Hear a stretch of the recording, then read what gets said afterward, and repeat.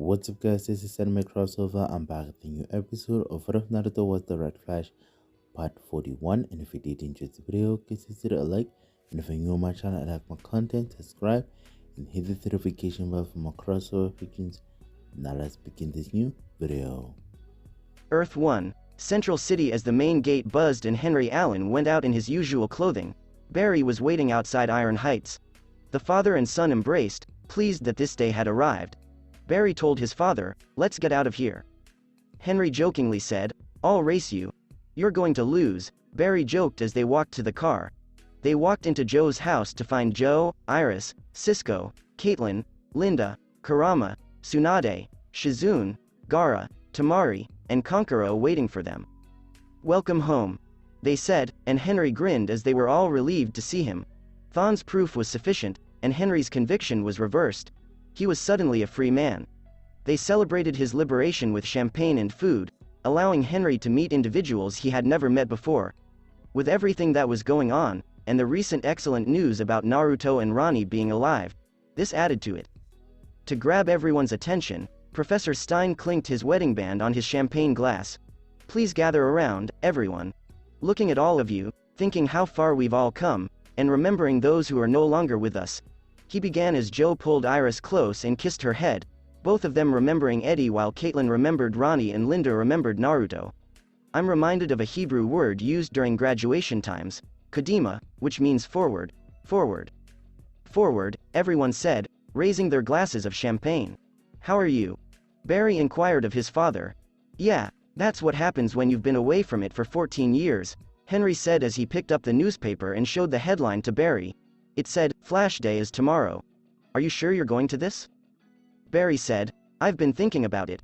Honestly, after everything we've been through, going to a Flash celebration without the entire team doesn't feel right." "Look, Barry. I'm not going to begin to understand all that science talk you and Cisco tried to explain with the multiverse, but Naruto and Ronnie are alive, and it's only a matter of time before they're home as well. Take the wins when you can. Everyone here knows you've done a lot to help this city, and now they know it too," Henry said, and Barry nodded. "Besides, I want to see my son up there on the stage when the mayor gives him the key to the city." Barry laughed, and they continued their celebration. Henry's announcement that he wouldn't be staying in Central City after the Flash Day celebration dampened the spirit. Henry needed some time to think about what he should do next, and Barry was required in Central City. He couldn't leave, therefore despite the pain of losing his father again, he would return. The following day, the majority, if not the entirety, of Central City had congregated at Hawkins Park for the Flash Day celebration. It was the largest park in Central City, with ample space for the stage, the band, food vendors, and the massive crowd of people came to see the Flash for themselves. The marching band was playing joyous music, the mayor and city council were chatting on stage, the crowd was dressed in Flash Day garb, and the CCPD were stationed around the perimeter in case anything went wrong. Team Flash members were also present. Cisco was with Joe near the perimeter, Linda was with Caitlin and Henry Allen, Gaara and his siblings were there, Professor Stein and his wife were there, Iris was there to support Barry but also to do a report for CCPN, and Tsunade and Shizune were there with the kids from the shelter. They were overjoyed to be there and were hoping to see the Flash. Given the magnitude of the event, some municipal officials expected Naruto to appear, but Cisco and Gaara had that covered. Naruto had gone on a personal science retreat to help advance ideas for Star Labs, thus he would miss the Flash Day celebration and be gone for some time. "Are we expecting trouble?" questioned Cisco. "Cops are always expecting trouble, and in this city, I'm expecting super evil flying monsters," Joe explained. "That's a reasonable expectation," Cisco said. "We should get some funnel cake after this." "Now that I can agree on," Joe said as everyone applauded when the mayor took the podium. "Good morning, Central City. A year ago, our world changed. Our city became ground zero for some pretty strange stuff. We got a new breed of criminal. Men and women who defied not only our laws, but physics and reason. But we also got something else. We got Central City's heroes. The Flash and Impulse," the mayor declared, and everyone cheered. "Together, they have protected our city from great threats, and when a black hole opened up over the city, created by a villainous metahuman, it was the Central City speedsters who saved us, but their efforts came at a great personal cost, with Impulse giving his life to protect us. Our wounds run deep, and I know that many of you are afraid of what threats tomorrow may bring. But the Flash doesn't just protect us, he restores hope where it was lost." The audience cheered as they awaited the appearance of the Flash when they all felt a whoosh of airbrush by them till they saw a crimson blur of yellow lightning arrive on stage and then stop. The Flash had arrived, and he had arrived in style. The audience saw him for the first time, but he had something new for them to see. His insignia of a yellow lightning bolt on a red circle has been transformed to a white circle, similar to what Team Flash observed in the future newspaper. It was a good enhancement to his clothing, and the lightning bolt stood out more against the white. Before walking up to the mayor, he grinned and waved to the crowd. "The doors to Central City will always be open for you, Flash," stated the mayor, to which Flash nodded. When he heard screaming, he moved to take the key. "Watch out!" Joe exclaimed as everyone noticed a massive truck hurtling through the air towards them. As the vehicle crashed onto the stage, Flash grabbed the mayor and the city council and hurried them away. The fuel tank exploded, and the small explosion scared everyone away. Team Flash, Joe, and the CCPD were on high alert to find out where the truck came from, but they got their answer quickly. Flash. They heard and saw a figure flying towards the Flash Day celebration. He was dressed in a purple suit and helmet, the latter of which had two sharp edges that extended up like the ends of magnets. His purple costume was accompanied by a blue cloak, a yellow belt, and black boots. "I hope I'm not too late for the party. Don't worry, I've got just the gift for the protector of Central City." When the man raised his hands, they began to shine with purple energy, causing physical distortions in the air. The stage began to rumble before breaking up and hovering in the air next to him. "What the hell?" Flash mumbled as the man thrust his palm forward and chunks of the stage were shot at him, forcing him to flee. The metal parts from the stage pierced the ground like bullets, so the Flash kept sprinting to avoid them while also evacuating any unsuspecting victims. "Come on, Flash. Is that all you can do? I was expecting more," the man exclaimed as he lifted the food carts and hurled them at the Flash. Joe and the CCPD shot at the floating Meta, but he simply held his hand forward, freezing their bullets in the air. Cisco was watching the fight when he was unexpectedly smacked with a vibe. He noticed the hovering man conversing with someone he couldn't see. He only saw him from behind, but he was dressed in a black suit with blue and red lighting on his body. "Kill the Flash." Cisco had no idea who he was yet could hear him. "Cisco, Cisco," Joe yelled, jolting Cisco out of his sudden vibe. "The boot." "Right." Cisco dashed to the trunk and extracted a big device. It was his contribution to the Convention on the Rights of the Child. It was a metahuman power dampening collar device on the move. It fired a metahuman power dampening collar from a safe distance at a suspected metahuman. It would hook around a bodily part, such as the arm or leg, and tighten with the power dampening collar, removing their powers and crippling them with the secondary shock. Locked and loaded, ready to go. Joe snatched the boot and aimed it at the Meta, but he simply lifted his hands and froze it in midair. Before crushing the boot, he stared at Joe and shook his index finger back and forth. Joe acknowledged, "That's not good." "No, it isn't," Cisco said as the Meta threw a car at them. The two ducked and covered their heads, expecting to be crushed, but this did not happen. When they looked up, they saw why. A massive wall of sand had seized the automobile and thrown it back onto the ground. "Are you guys okay?" they said as they noticed Gaara floating in the air on a sand cloud. He was dressed in the same attire he wore when he assisted Barry and Naruto in their struggle against Reverse Flash. His crimson long-sleeved coat, black trousers, and heavy-duty combat boots. A combat vest with two buckles and straps that secured the enormous sand gourd on his back was worn over the coat, and the final components were a simple mask covering everything from the nose down and a pair of goggles on his forehead. "Yeah, it's good to see you, Gaara. Remind me to make you a proper suit," Cisco said. Gaara instructed them as he sailed forward on his sand cloud. "Will do.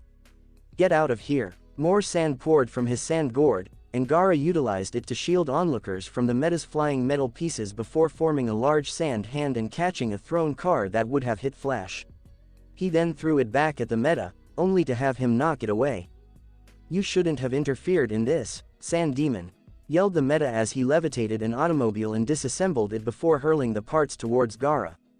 Gaara just built a massive sand wall, and the metal fragments lost speed when they collided. "You shouldn't have attacked the Flash." Gaara hurled a sandstorm at him, but the man simply jumped into the air to evade it, ripping off the roof of a car. He aimed it at the sand cloud beneath Gaara. Gaara tumbled through the air as it disintegrated, but Flash caught him. "Thanks. Thanks for saving us," Flash said as they saw the Meta toss another car at them, although this time it was blasted by something and exploded apart. They ducked their heads as a flash of light knocked the Meta back. Everyone looked up to see a woman floating through the air toward the Flash and Gaara. Linda was dressed in the costume Naruto had fashioned for her during their fight with Orochimaru. The sleek and form-fitting black polymer composite material outfit with a sash-like belt and white star insignia on her chest. Linda wore a high-tech tinted mask over her eyes and wrapped her hair up in a ponytail. Linda pointed out, "It's binary. Or Dr. Light. We never decided on a name. When the Meta attacked, I had Gaara take us back to the Star Labs so we could suit up." "I'm glad you did, and I don't mind the help," Flash said as he saw the Meta return to the air. That's when I observed the man panting heavily, as if he was struggling to catch his breath. "Alright, here's what we're going to do. Gaara, stay back and use your powers to make sure he doesn't hurt any civilians.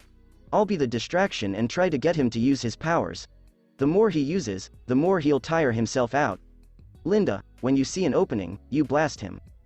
"Got it," they both said as Gaara created another sand cloud and hovered in the air as the Flash rushed away. Linda remained on the ground and sought cover, waiting for an opening. "Hey, dude," exclaimed the Flash, a sneer on his face. "I'm not sure what your problem is, but I'm going to have to ask you to stop right now. If you're quiet, I promise to take you in quietly."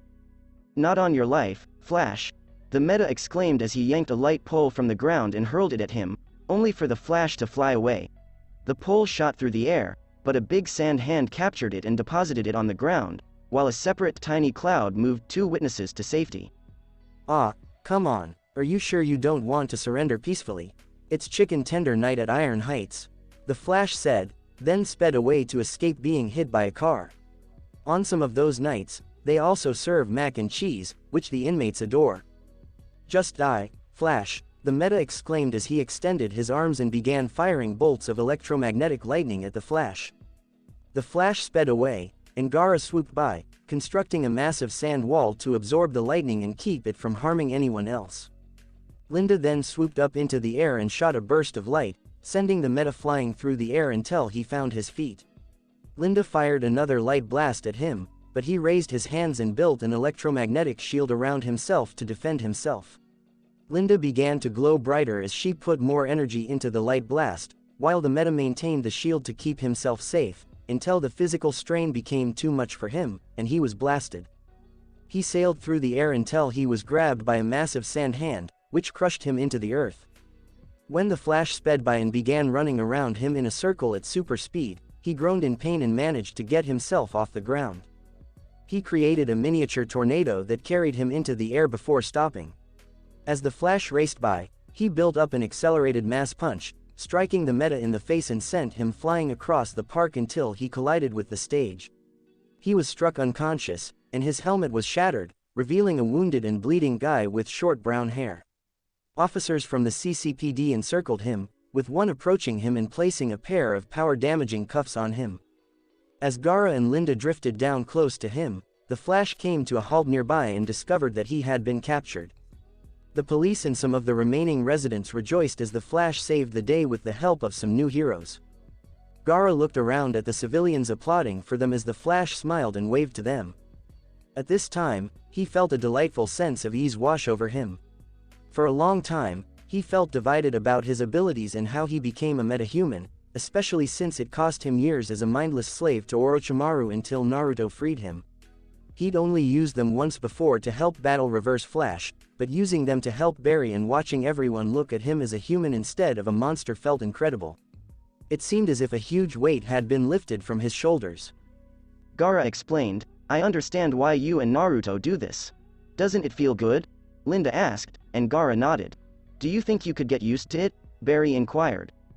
"Perhaps," he replied before the trio left. A fantastic, albeit unexpected and unplanned, conclusion to Flash Day. After a few hours, Barry and everyone were at the Cortex in Star Labs to discuss what had just occurred at the Flash Day celebration, with the exception of Tsunade and Shizune, who had returned the kids to the shelter, and Tamari and Kankuro, who had some business to attend to. The meta was apprehended and sent to Iron Heights right away. Happily, no one was wounded, but there were still questions to be answered, the first of which had them scratching their brains. Are you sure you got the information right? Barry inquired of Cisco. Dude, I checked the information 10 times, and Gideon triple-checked it, and it's correct, Cisco remarked, alluding to the information they obtained about their unnamed meta that attacked the celebration. When the CCPD arrested him, they removed his suit and performed the standard DNA and fingerprint testing before transporting him to Iron Heights. The only problem was that the fingerprints belonged to a deceased individual. I'm not sure, Cisco. According to that screen right there, our meta is Dr. Neil Emerson, physicist at UCLA, and he died in a car accident 3 years ago, Joe explained. Not only that, but he was giving a lecture at Columbia University on the day the particle accelerator exploded, so he wouldn't have any powers on top of being already dead, Gara continued. He doesn't have a twin. Or a cousin who looks exactly like him? Linda wondered. No, he has a sister, and I checked his social media. No family members who bear an uncanny resemblance, Cisco replied, pausing to reflect on what had happened to him at the Flash Day celebration. That still doesn't explain the vibe I had. Is that what was going on with you? It looked like you spaced out for a while, Joe said. What did you see, Cisco? Inquired Barry. Not much. I saw our mysterious magnet meta meeting with a guy in a black suit. Other than that, I didn't see much else, but the guy told the meta to kill the Flash. Cisco replied. Caitlin commented, yeah, that part was kind of obvious. But why did he call Gara Sand Demon? It's almost like he knew you. Iris inquired, what else did you see, Cisco? Not much. The vibe was pretty short, but I believe the guy the meta was speaking to is a speedster, as he had red and blue lightning flickering around his body, Cisco replied when he remembered something. When I was able to vibe Naruto on this other Earth, I caught a glimpse of him fighting another speedster with blue lightning. Linda speculated, could they be the same speedster? They heard, and the crew spun around to see someone standing in the doorway. Joe pointed his gun at them, while Linda summoned her powers and aimed her luminous hand at him, and Gara conjured some sand just in case. Stay where you are, Joe cautioned. Who are you? Barry inquired. You don't know me, but I know you, Barry Allen, stated the man. Joe cautioned him, take one more step, it'll be the last step you take. Who the hell are you? The man asked you a question. The man then took a step forward so that they could see who he was. He was taller and physically larger than Barry, with a body more comparable to a swimmer than a long-distance runner. My name is Jay Garrick, and your world is in peril. Please allow me to explain, I mean no harm. How do you know my name? Barry inquired. I recognize everyone's names, Caden Snow, Cisco Ramon, Detective Joe West. Enough, Joe said as he raised his revolver, his finger on the trigger. That part about explaining needs to happen right now. This world is in danger, Jay stated, because when you created the singularity above Central City, you also created a schism between my world and yours. Linda asked, I'm sorry, a breach? Yes, a portal linking our two worlds, Jay responded. And what precisely is your concern? Professor Stein inquired. You recently faced a metahuman whose real name is Dr. Neil Emerson, who was safely taken into custody, but that doesn't match with the fact that Dr. Emerson is dead, Jay explained. It explains how he was able to do everything at the celebration, Gara said. If he made it through the breach, it won't be long before more like him show up, Jay cautioned. How exactly do you know all of this, Jay? Barry questioned. Where I came from, I was a speedster like you, and they called me the Flash, Jay replied, surprising everyone. Before I came to your planet, I had a fight with a man named Zoom. Zoom? Who is he? Cisco inquired. He's a speedster, the same one your friend Cisco said he saw. Zoom has blue lightning but never red, so he must have gotten faster. He's a speedster like us but faster, maybe the fastest of all. He's an unstoppable demon with the face of death, Jay stated ominously. We were racing through my city, but I wasn't fast enough to stop him. Zoom had me beaten and was about to kill me when suddenly there was a blinding light and the sky split open. A breach, caused by the singularity, between my world and yours. It pulled me in. And I somehow ended up in your world. Powerless. Unable to return home. What exactly do you mean? Caitlin inquired. Jay responded, I lost my speed. How? Barry inquired. I'm not sure, Jay said. The team was still skeptical, so they decided to keep questioning him and not let on that they already knew about the multiverse. "So, if you've been here for the past 6 months, why haven't you come to see us before?" Joe inquired. "I'm in a foreign world here, detective. I didn't know who you all were. It took me that long to piece it all together," Jay explained. "So you know our names because you've been following us," Iris charged. "Look, I know how this sounds. The existence of another Earth, you, another Flash, it all came as a surprise to me as well, but I'm telling you the truth, and I want to help," Jay explained. "How can you help us?" Gara questioned. "If we can figure out how Zoom is sending metas from my world to yours, we might be able to help you rescue your friend," Jay proposed. "When I was pulled through the breach, I saw 2 lightning trails and eventually learned that the Flash of this Earth has a sidekick known as Impulse." Barry informed him, "He's not my sidekick. Sorry. When I entered, I overheard Cisco say he saw your friend fighting Zoom. If that's true and he's trapped on my Earth, he needs all the help he can get. Zoom is dangerous and he won't stop until he's hunted down and killed your friend," Jay informed them. "You'll need my assistance if you want to stop Zoom and bring your friend back." "Alright, Jay. If you want to help, we need to see if you're telling the truth. We're gonna do some tests on you. See if you're telling the truth. Because if you're not, this Zoom, he's not gonna be your only enemy." Barry warned him, but he and the team were unaware that another meta from Earth 2 would soon arrive on Earth 1, providing Jay with all the evidence he needed to convince the others. XXXXX line breaks Central City on Earth 2 with Zoom's reappearance and his recent attack at Central City College, which injured scores but killed none. The mood in the city was gloomy and anxious. Instead of a fatality, there was now a missing person. Zoom had kidnapped Jessie Wells from college, and there was no trace of where he had taken her.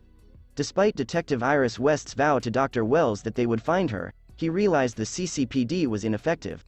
Naruto was his best hope for reuniting with Jessie. After some time away, the crimson and white lightning blur of Impulse was seen roaring into Central City and began racing all around the city one more time before returning to Star Labs. The blur sped through the Star Labs before coming to a halt in one of them. Naruto was seen devouring a massive pile of Big Belly Burger and Speedy energy bars. He had just gotten out of the shower, which he needed after all the jogging he had done, and he needed food for his metabolism. Because of how much he used his speed, Naruto effortlessly consumed 70,000 calories of food. He turned into a blur of lightning after finishing the last fry and energy bar and tidied up just as Minato walked in. He said, "How are you feeling?" "I'm fine. I refueled," Naruto replied. "Did my tracking algorithm get lucky and narrow down Zoom's hideout?" "No, your program is solid, and Gideon is smart, but the lack of data we have right now is the issue," Minato said as they strolled through the Star Labs. "The CCPD's data on Zoom gives us nothing. They've never been able to get anything on him except for what happens after he appears at a location during the past 2 years, but he's too fast and the Star Labs data isn't able to give us enough. Our satellites and sensors haven't been able to track Zoom with much luck before you and Ronnie got here. We have data on where he's shown up and his victims, but," Naruto said, I'm the only variable that has changed in the last 6 months. Zoom pursued her because of me." "Why?" "He probably figured I'd been working with Star Labs, so he used Jessie as a way to get at Wells and as a warning, and speaking of which, you should probably get Mito somewhere safe," Naruto warned his father. "We did. After Jessie was taken, we brought her here so we could keep an eye on her. She has no idea what's going on, but she's worried, as are we all," Minato explained. "I'm the same way. Zoom's changed things up. I'm not a psychologist, but it's probably because of what happened in our last fight," Naruto speculated. "What do you mean?" Minato asked, perplexed. "I analyzed Hunter Zolomon's psychological profile after he was apprehended by the CCPD.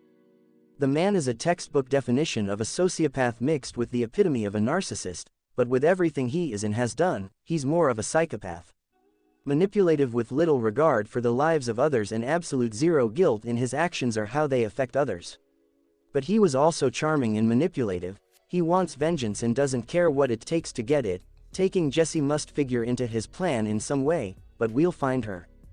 "How?" Minato inquired as they entered the main room, where Dr. Wells and Ronnie were working on finding Zoom.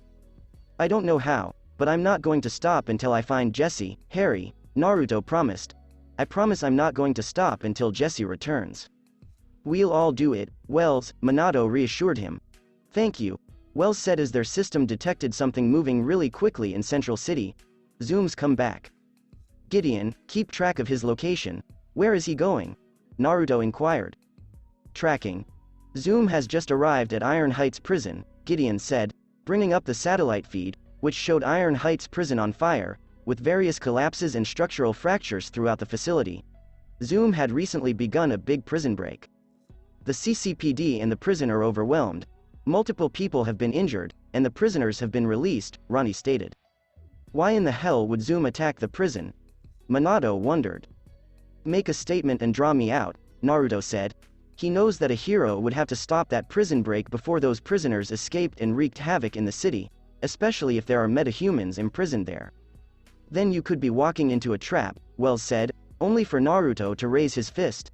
Naruto sped ahead and dressed up in a whirl as his flash ring glowed and spewed forth his suit. I know, but if Zoom's there, there's a chance I'll be able to find Jesse. Naruto put up his mask and clipped on his repulsor wristbands. They opened up and deployed the nanopromethium metal, and his fixed repulsor gauntlets were activated. Quarterback everything from here, and let me know if something comes up.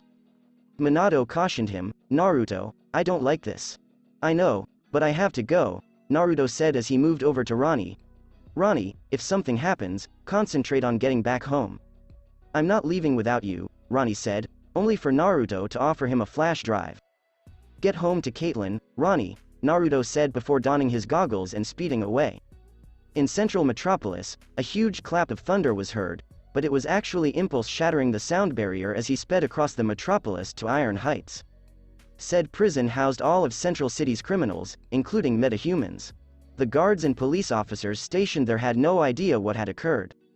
Things were fine 1 second, then there were many explosions throughout the prison and the power went out. Then they noticed a blur of blue and red lightning speeding through Iron Heights, unlocking jail cells and releasing captives. The guards attempted to mount a defensive action to prevent the convicts from escaping, but they were caught off guard and quickly overrun. The inmates gathered whatever weapons they could find and assaulted the armory before seizing control of the jail and running wild. The guards were afraid and huddled in secure locations as they awaited support from the CCPD, which was still minutes away, and CCPD SWAT and tactical squads would take a bit longer to mobilize. When Zoom ripped down the prison's metahuman wing, all of the captured metahumans were released and their power dampening collars were deactivated.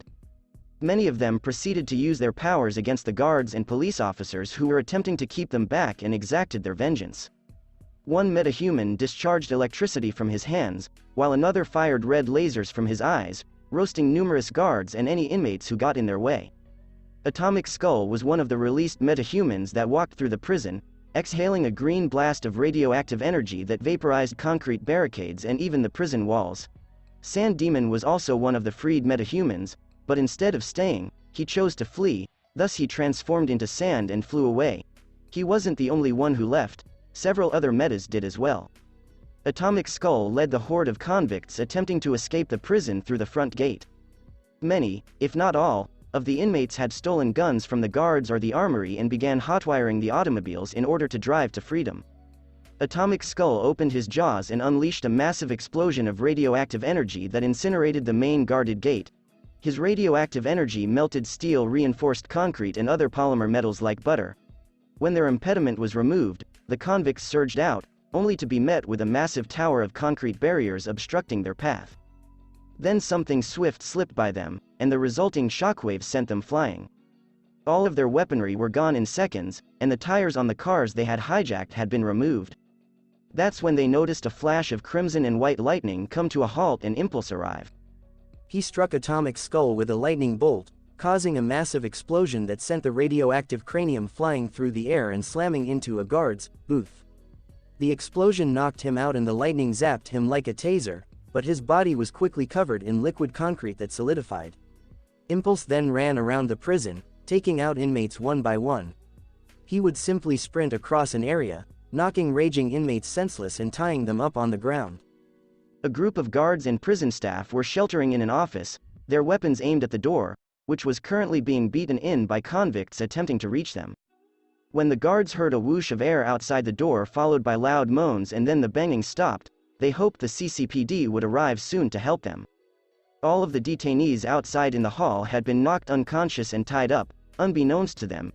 Impulse continued rushing through the jail, taking down every single offender while saving any guards or cops from death and transporting them to the warden's office. Said warden was cowering like a baby under his desk when he heard various whooshes of air and peered out to see his guards all looking around in astonishment as to what had just happened. Naruto sped through the rest of the prison, knocking the other inmates unconscious and tying them up while saving any guards or policemen who were in danger. He even dispatched the metahumans in rapid succession. The lightning and laser meta were swiftly knocked unconscious, but he noticed that everyone else had vanished save Atomic Skull. They must have used the confusion of the breakout to flee instead of remaining and becoming insane like Skull. Naruto, Star Labs satellites are picking up a fast-moving lightning trail in the city. Zoom has returned, Gideon warned him, and Naruto bolted out the door. Zoom was speeding through Central City, wreaking devastation as he went, announcing to the entire city that his reign of terror was far from done. Zoom, being the egomaniacal monster that he was, set fire to several structures, one of which had the phrase "Fear Zoom" written in flames. Zoom killed numerous people on his trip through town before changing course and heading to Star Laboratories. He was on his way there when he heard a sonic boom and saw Impulse come at him from the side with a mock punch, which he noticed coming in time to evade. Impulse skidded to a halt and turned to unleash a repulsor blast, but Zoom supersped out of the way and then delivered a flying kick to the gut. He sailed through the air and skidded down the roadway before coming to a stop. Naruto clutched his stomach in horror as he saw Zoom emerge in front of him, still wearing his regular black suit but most likely a new one because the old one was heavily damaged. Zoom's customary blue lightning had been joined by red lightning, which was a new addition. Zoom boasted, "Your tricks won't work on me. You sure about that?" Naruto rose to his feet, never moving his gaze away from Zoom as the two locked gazes. "Where's Jessie Wells?" "Harrison Wells should not have helped you, and now she pays for her father's sins," Zoom responded. "But she's not the only one. Everyone who assisted you will suffer the same fate. I'm going to give you this one chance to let her go, because escalating this isn't going to end well for you," Naruto cautioned. "Neither is standing in my way. Heroes die in Central City, but death will be a sweet relief compared to what I will do to you. Your bones will break under my boots, and when all your speed is mine, then you will die," Zoom said. No more talking. Naruto launched a repulsor blast, but Zoom dodged it, which was precisely what Naruto wanted. He sped up and extended the forearm blade in one of his gauntlets to cut Zoom, but he avoided it and grabbed his arm. He vibrated his palm and snapped the blade before cutting Naruto across the chest, but Naruto's suit was strong enough to withstand the slash. Naruto then grabbed his arm, headbutted him, and punched him in the face, only for Zoom to parry the attack and deliver his own. Zoom's left jab knocked Naruto to the left, then his right jab knocked him to the right. Zoom then kicked him in the chest and knocked him to the ground, prompting Naruto to flee, with Zoom close behind. "Gideon, is it just me, or did Zoom's lightning color contain red?" Naruto inquired. "No, it's not you, Naruto. We see it as well," Kushina radioed in from the Star Labs cortex, where she, Ronnie, Minato, and Dr. Wells were keeping an eye on him. "We have you on CCTV and the Star Labs satellite, and Zoom's lightning is red." Ronnie said, "Blood red, just like Reverse Flash. It appears that Zoom has managed to tap into the negative speed force, giving him an increase in speed. Be warned, incoming on your left," Gideon informed Naruto as he blocked Zoom's ferocious assaults. His use of the negative speed force increased his speed but also made him more aggressive, since his blows were fueled with hate and anger. Naruto deflected a punch to the stomach but was hit across the face before countering with a body shot to Zoom's side, which knocked him back and continued running. Zoom went after him, and the two pursued him around the city. Their speed quickly increased to Mach 8, and the shockwaves they created were strong. An increase in speed and apparently an increase in rage. Let's see how fast he got. Naruto concentrated and summoned his Speed Force armor, which encased his hands, forearms, and boots, increasing his speed. He launched off like a rocket out of Central City at Mach 10, but Zoom's speed just skyrocketed and he was able to stay up. A windmill built alongside a lonely two-lane highway in Missouri had seen better days and was slowly spinning. The irritating screech it made indicated that it needed to be oiled. The windmill began spinning faster despite the fact that the weather had not changed until Impulse and Zoom rushed by. As they raced down Route 66, their shockwaves create a lot of wind. They then sped through a town on New Orleans' outskirts, forcing a neighboring mailbox to spin out of control like a top. They raced up past Washington, D.C. until they arrived in New York City from New Orleans. With Zoom immediately behind him, Impulse burst through a barrier of a bridge under construction. He was running on the Thomas Jefferson Bridge, which was likely Earth's counterpart of the George Washington Bridge, when he noticed Zoom closing in on him and extending out his hand to him as they both had to sidestep a bus on the road. Impulse and Zoom continued running from the bridge to the highway alongside the Hudson River. The two speedsters were cruising at top speeds while weaving in and out of all the automobiles, trucks, and buses clogging the roadway during rush hour. Zoom chased Impulse through a tunnel from New York to New Jersey, but as they emerged, Zoom rushed up to a vehicle and leapt off. He sailed through the air for a few seconds until landing exactly next to Impulse, where he immediately ducked an elbow to the head, shifted to his other side, and elbowed him in the side. Impulse collided with a car, bringing it to come to a halt, but he kicked Zoom off. Zoom collided with a car, and Impulse grabbed him and smashed him into another car, landing 2 blows across the face but missing the third. Zoom evaded the third strike and shoved Impulse into a car before slamming him in the stomach with multiple quick-speed punches and a right cross. Impulse used an elbow block to stop it, then grabbed Zoom's arm and flung him into a jeep. He punched him in the jaw, but Zoom pushed him into a pickup truck and dragged him across the vehicle before striking him in the face. Impulse kicked him in the stomach and delivered a straight jab, but Zoom ducked it and struck him in the side of the head. Impulse fell to the ground and rolled, but he quickly rose to his feet and resumed his race. Back to Star Labs. "Geez, Zoom's gotten faster," Minato said as they watched the fight from Star Labs. Naruto's peak speed had increased since their last fight, but Zoom had clearly caught up. Not only that, but look at the energy buildup occurring. Wells showed them the readings from Naruto's suit, and there was a buildup of some kind of energy every time the two clashed. "What exactly is that?" Kushina inquired. "It's the Speed Force. The Speed Force charge Naruto generates when he runs is interacting with Zoom's negative Speed Force charge. If the energies continue to clash and grow stronger, it won't be long before they react violently," Wells theorized as Ronnie worriedly examined Naruto's tracking data. "Come on, Naruto, you got this," Ronnie said quietly. Naruto is back. Impulse and Zoom were still trading blows as they ran through Philadelphia. Zoom evaded an elbow from Impulse and punched him in the back of the head. Impulse landed on the earth and skidded to a stop near a park, giving him a chance to collect his breath. When Zoom arrived from the side and punched him across the face, he spit up some blood and gripped his side in anguish. He then grabbed Impulse's neck and hauled him up before delivering 2 more punches to the stomach, back-fisted him across the face, threw him to the ground, kicked him in the stomach, and sent him crashing into a park bench. "You gave Central City residents hope. They believed you were their hero. But you are not. Heroes perish." Zoom mocked Naruto as he managed to bring himself up onto a knee and spit blood. "And what exactly are you?" Naruto was perplexed. "I'm a god," Zoom exclaimed. "That's something I've heard before. You aren't a deity," Naruto stated. "You're nothing more than a homicidal psychopath with daddy issues. Who has been given powers he does not merit. And just so you know, you're not the quickest man alive." Brah. Zoom raced at him in a blinding rage, so Naruto put more strength into his Speed Force armor and stopped his blow before unleashing a powerful stomach punch and then a right cross that sent Zoom flying back and colliding with a car.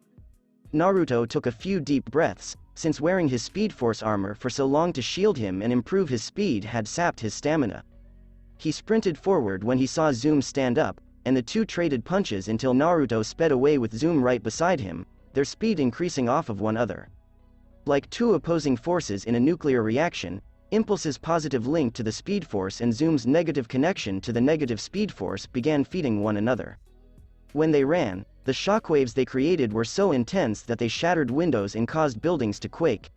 Impulse shifted direction to get Zoom away from a congested area, and Zoom followed. They were soon in the Grand Canyon, which was one of the things this Earth had in common with his. Impulse and Zoom traded punches, as their Speed Force energy began to pool around one another and react like bomb combinations. "Naruto, we're picking up a significant amount of energy. The greater the charge, the more you and Zoom race and your Speed Force energies unite. It won't be long before it explodes," Dr. Wells had forewarned him. "Good, then maybe it'll take out Zoom." Impulse concentrated additional force into his Speed Force armor, which gradually extended up from his forearms and legs and engulfed more of his torso. "You want my SPEEDZOOM? It's all mine," Zoom declared victory. Then come and take it. Impulse suddenly gained speed and raced ahead of Zoom for several kilometers before turning around and running back at him. As he concentrated all of his efforts on his speed and what Cisco termed his infinite mass punch, his vision began to blue shift. Zoom noticed what he was doing and did the same, running straight at him. The two racers closed in on each other like two chickens trying to see who would break first, but neither did. RAAAAAHHH. RAAAAHHHHH. The two punches connected, and like the detonation of a nuclear weapon, a massive flash of light was the last thing visible from miles away before a massive explosion. A massive mushroom cloud of dust erupted like a volcano, followed by a massive bolt of lightning and a thunderous crack of thunder audible on the other side of the continent. The smoke cloud eventually dissipated, allowing the immediate aftermath to be seen. What was once a flat section of the Grand Canyon's vast open desert now featured a massive crater produced by the detonation of two infinite mass punches colliding. It appeared to be the aftermath of a big bomb detonating in the region, and the size of the impact crater suggested that if anything survived the explosion, it was either because they were invulnerable or exceedingly lucky. Zoom was fortunate. He dragged himself out of the big pile of dust and sand left by the explosion. His blood, which had spilled from his mask, was mixed together with the sand. Zoom mustered the courage to propel himself onto all fours before settling on his knees. He took a big breath and stood back up, only to hear many fractures throughout his body. He was in horrible shape, having suffered multiple fractured bones, internal bleeding, and a serious concussion during the struggle. He'd be well in a few hours thanks to his rapid regeneration, but he was in pain till then. He looked back and saw the massive crater left by his attack on Impulse. The force must have thrown him back and sent him flying away from the crater till he fell on the ground, saving him from being caught in the core of the explosion accidentally. That would have most likely killed him. If he was knocked back by the explosion, Impulse had to be in the same situation, so he stumbled towards the crater to find him. Zoom tripped and limped his way into the crater, but after a few paces he had the strength to walk on both feet. He crossed the crater and saw no sign of Impulse until he got at the opposite edge, where he noticed Impulse's goggles laying on the sand. They were burnt, with a massive break in the center of one of the lenses and some crimson and white lightning flashing around them. Zoom took Impulse's goggles in his hands and tightened his hold on the strap. He had his first award. Back to Star Labs. So, what happened? Minato yelled as they attempted to secure Naruto's signature, but their system was unable to scan the surroundings. I honestly don't know. Wells responded, attempting to regain the signal. You don't know? Kushina yelled. I honestly don't know. Wells yelled back. Their combined energy sent out a shockwave that scrambled our sensors in the satellite. We're not used to preparing for such situations or dealing with energy from another dimension. Wells, can you get him back? Ronnie inquired as Minato dashed over to a console and unlocked the back to access the hardware. I can. I'm restarting everything. This should bring everything back up to speed. Wells stated as he dashed over to another console and quickly completed the task at hand. Wait a minute. Just one more second, and... Minato yanked a lever, causing the entire system to reboot, and it's done. The Star Labs system rebooted, and they got a clear satellite feed and their sensor system was back up and operating within seconds. Excellent. Can you hear me, Naruto? Wells tried to radio in, but all he got was static. Naruto, are you there? Naruto? Kushina yelled, but all they heard was static. Gideon, is there something wrong with the communication system in his suit? I can't say. I can't seem to connect with him. Despite being an AI, Gideon responded with genuine astonishment and anxiety. I'm bringing up the tracking data from his suit, Minato said, and it yielded nothing. The last recorded catch of the signal was at the Grand Canyon with Zoom, but they were no longer receiving one. There must be something. Get a satellite image of the area, please, Kushina yelled, and what they saw astonished them. They noticed a large crater that was easily 100 meters across. If that was the result of Naruto and Zoom's interaction, their prospects for Naruto's survival had plummeted. Naruto is still alive. We wouldn't be getting a signal if he were dead. At the very least, we'd get something. Perhaps he opened a breach and used it to flee. I'm not getting any information from his suit. Not even his suit's multiversal tracker is projecting anything. Wells responded. No, he's still standing there. As Minato approached Kushina, she assured everyone. Minato, he's still alive. He's still alive and well. We've just gotten him back. He's still alive and well. It's not right. Kushina's voice began to crack as she faced the reality that Naruto was no longer alive. Minato clutched her tight and fought a weep, but tears streamed down his cheek. Wells had nothing to say and simply lowered his head in quiet as Ronnie examined the flash drive in his palm. Naruto's final gift to him. He only hoped it was anything that would assist him find where he was now. Strange.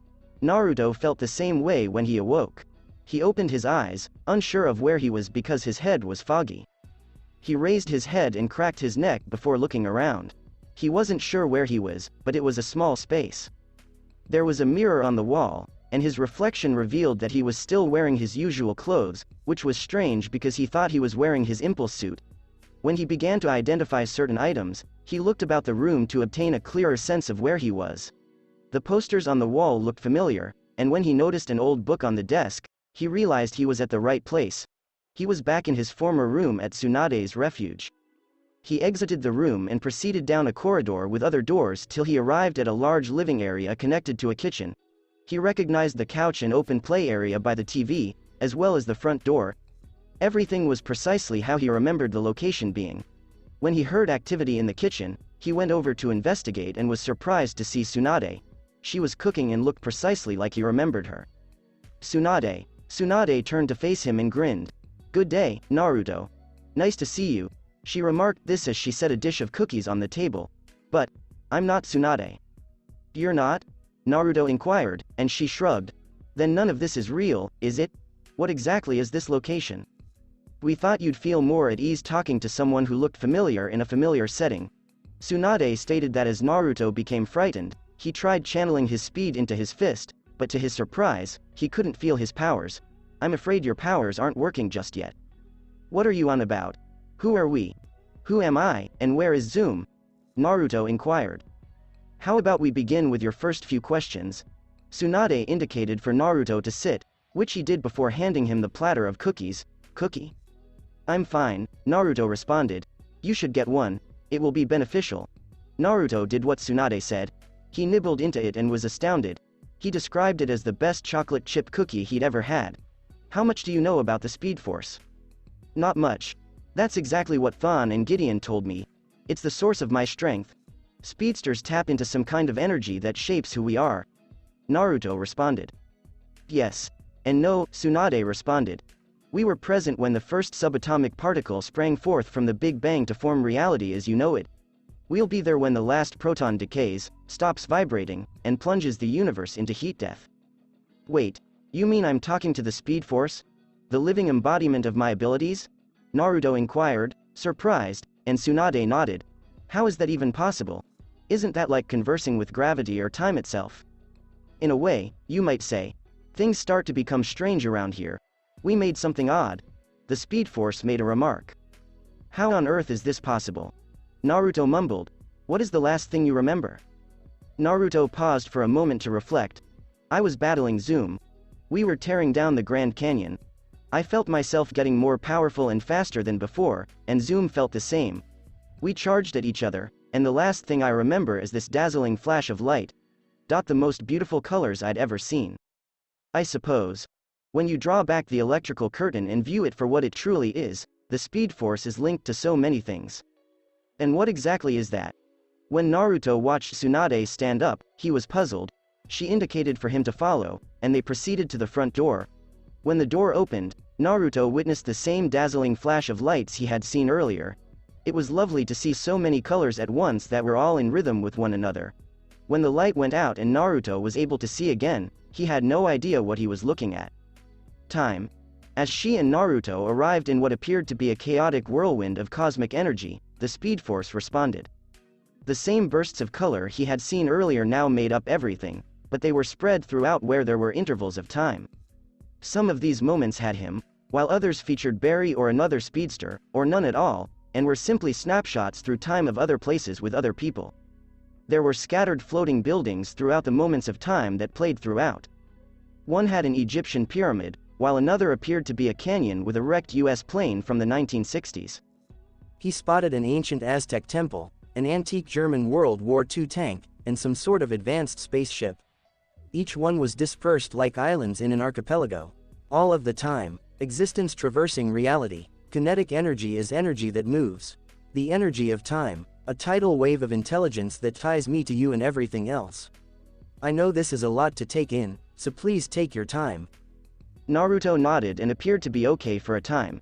In astonishment and shock, he gazed out into the Speed Force vortex, before turning around and puking. We expected that to happen. Don't worry, you're not the first person to do something like that here, he was reassured by the Speed Force. Naruto wiped his brow with his sleeve. Why did you bring me here? Naruto, we had nothing to do with your coming here.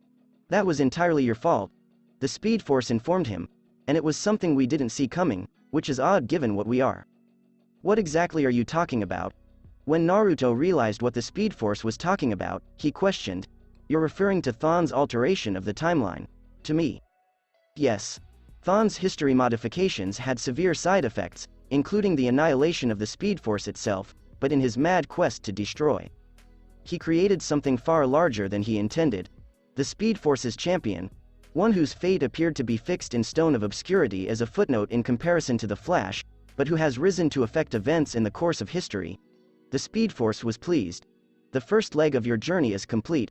The next chapter begins right now. Naruto gazed out towards the Speed Force, unsure of what he would see or do. His heart was filled with trepidation and terror, as well as anticipation and determination.